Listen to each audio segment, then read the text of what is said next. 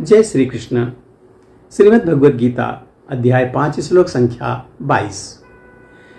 एहि संस्पर्शजा भोगा दुखयो नय एव ते आद्यन्तवन्त कौन्तेय नाते सूरमते बुधः। कह रहे हैं कि बुद्धिमान मनुष्य दुख के कारणों में भाग नहीं लेता जो कि भौतिक इंद्रियों के संसर्ग से उत्पन्न होते हैं। कहने के लिए सुख है पर वो तो दुख का कारण ही है।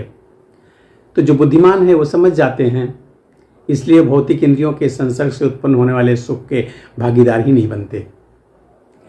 हे कुंती पुत्र, भगवान कह रहे हैं कि हे कुंती पुत्र, ऐसे भोगों का आदि तथा अंत होता है,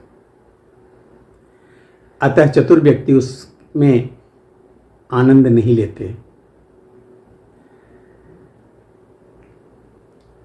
भौतिक इंद्रिय सुख उन इंद्रियों के स्पर्श से उद्भूत है जो नाशवान है, क्योंकि शरीर स्वयं नाशवान है। मुक्त आत्मा किसी नाशवान वस्तु में रुचि नहीं रखता। दिव्य आनंद के सुखों से भली भांति अवगत वह भला मिथ्या सुख के लिए क्यों सहमत होगा।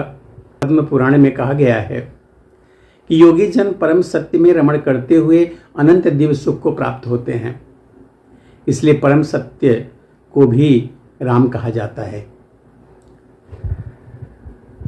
और भागवत में कहा है कि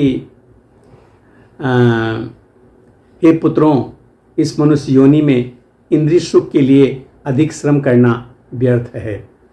ऐसा सुख तो शुक्रों को भी प्राप्त है। इसकी अपेक्षा तुम्हें इस जीवन में तप करना चाहिए जिससे तुम्हारा जीवन पवित्र हो जाए और तुम असीम दिव्य सुख प्राप्त कर सको। अतः जो यथार्थ योगी व दिव्य ज्ञानी हैं वह इंद्रियों की ओर आकृष्ट नहीं होते, क्योंकि वह निरंतर भवरोग के कारण है। वह भौतिक सुख के प्रति जितना भी आसक्त होता है उतने ही अधिक भौतिक दुख भी मिलते हैं।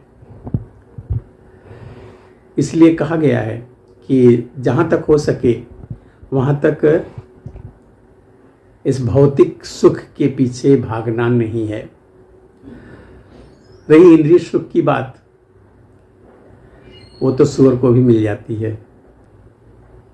हमें तो जीवन में वो चीज़ प्राप्त करनी है जिससे हमारा जीवन पवित्र हो जाए और हमारे आसपास का वातावरण भी पवित्र है, हमारे पास आने वाले पवित्रता में आ जाएं, वो पवित्र रहने लग जाएं। ऐसा कुछ सोच के करना पड़ेगा। मिलते हैं अगले वीडियो में एक और श्लोक के साथ।